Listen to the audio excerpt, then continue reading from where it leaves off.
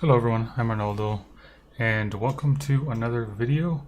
In this video I'm going to be teaching you how inheritance works, and really the purpose of this video is hopefully to prepare you for exam 1 if you're taking Comp Sci 228 at Iowa State University. So the biggest thing is inheritance you should have learned in other classes, but in exam 1 you will be tested on polymorphism. And there's a few rules to remember, and I will go over that at the end of this video.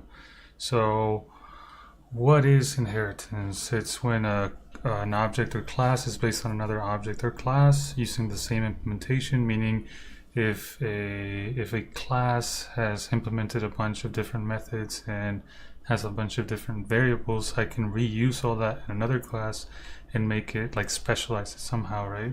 So why would I do it? So let me use this. That would save me from rewriting code that is already written in the superclass, right? And it would just make it easier if I just needed to add one thing, one module to a system. Actually, I'm not gonna get too much into this. I'm gonna get to the important part. So casting is like you can downcast from a supertype to a subtype, and you can upcast from a subtype to a supertype, meaning I could have how can I say this? So I can have a cat and I can upcast it to a mammal because a cat is a mammal, right? As long as I'm pointing at this with a mammal, that should be okay. That's what casting means. Or I could also point from a mammal to a cat because a cat is a mammal, right? I mean, according to this little picture here.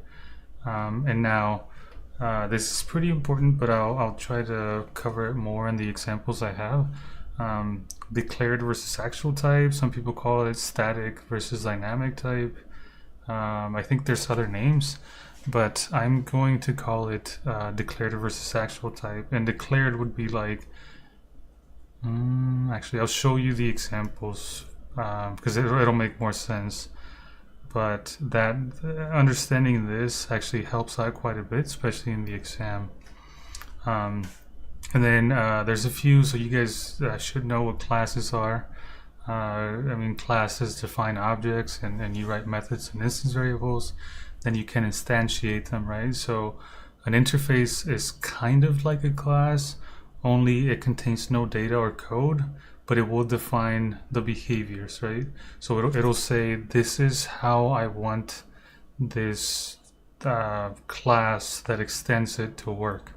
Like I want these methods in it, and there's other things you can do with it. But since it only defines the behaviors and doesn't actually implement them, it can't be instantiated. So remember that for the exam or whenever you're working on this stuff. If you have an interface, you can't instantiate it. So you can't say new, right, in whatever that interface class is. And that would just mean the actual type can't be of type interface, but the declared type can be, right? So that's important to understand. Now, abstract classes, they're very similar to interfaces, but they're also very similar to classes. How are they similar? So you can have classes. You can define behaviors without actually implementing them, and allowing the classes that extend the abstract class to do that for them. And also they're similar to a class because you can, if you want, implement the different methods, right? And because there may be methods that are not implemented, this cannot be instantiated either, right? So again, your actual type cannot be an abstract class, cannot be an interface, but your declared type can be. And I'll get to that pretty soon. So in order for us to understand these different concepts, I have an example, but first let's try to understand this inheritance diagram. So I have this interface called animal, and there I say I want animals, or whoever implements this interface, to have a name and a weight. Then I have a mammal abstract class that extends or actually implements animal, right? And it actually defines, or not defines, but implements name and weight, right? I have all the code in here for name and weight. And then I have horse and dog that extend the mammal abstract class, and then Chihuahua and Terrier that extend dog. And then in each one I have these different methods, right? So now let's get to the fun stuff. And the reason I have these examples is because you may have these kinds of examples in the exam, and that's why I want to show you these. So think about this for a second, and if you can, pause the video and tell me or find out if this works, if animal A equals new animal would work. So if you think, or if you said it doesn't work, you're absolutely right. It does not work because interfaces cannot be instantiated. So going back to what I talked about, declared versus actual types. In this example, this would be my declared type, and my actual type would be what's on the right. Or if you went to static versus dynamic, this would be static, this would be dynamic. So again, abstract classes and interfaces can be the declared types, but they can't be the actual types. Okay, so now let's think about this one. I actually just gave you the answer, but try to answer it yourself. Pause the video and then look at this diagram and see if this would work. So if you thought or think this does not work, again, you are absolutely right, because the mammal can be the declared type, but it cannot be the actual type, meaning I cannot instantiate an abstract class. So these would both give me compiler errors, and you will be asked this kind of stuff in the exam, and that's why I did it in this format. So now let's think about these two. So now I have an animal, and I'm creating a new horse, and then I have a mammal, and I'm creating a new terrier. So if we think about this, so the declared, so I guess this would be declared. Oh man, that's really bad handwriting. Let's do some stuff. So declared, and this would be my actual, right? So again, my declared is animal, and I'm creating a new horse, right? So with my declared, I'm pointing at a horse. This is my actual. So because this is a class, this should work. And my declared type can be an interface or an abstract class, right? Thanks to polymorphism. Now, the mammal D equals the new terrier. I have an abstract class mammal, and this goes down and points at a terrier. So that is also allowed because my actual type is a class, my declared type is, I mean, it really doesn't matter, right? It's an abstract class or an animal.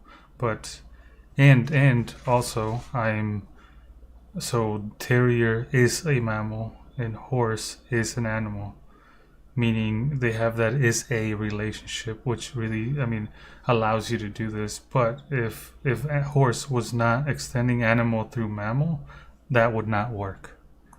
So these work because actual types can be instantiated, and also there is an is-a relationship. Okay. All right, now let's think about this one. So I have, actually let's erase all this stuff, ugly handwriting.